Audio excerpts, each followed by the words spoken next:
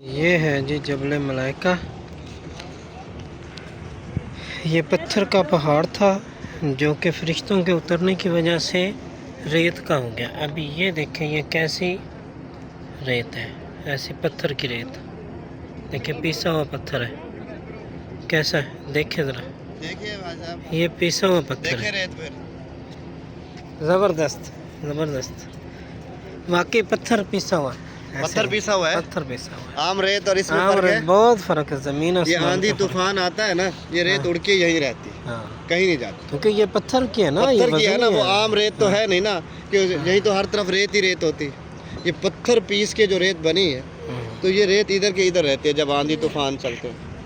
सुभान अल्लाह।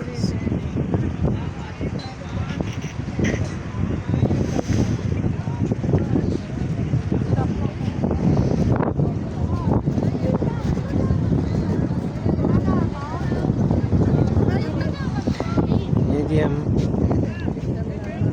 जबले मलाइका पर खड़े हुए हैं। मैं इसलिए कहता हूँ कि आप रेत को देखेंगे तो आपको लगेगा कि किसी पत्थर को पीसा गया है। बिल्कुल ऐसे ही है जी, बिल्कुल ऐसे ही। हम तो रेत देखते हैं, रेत अपने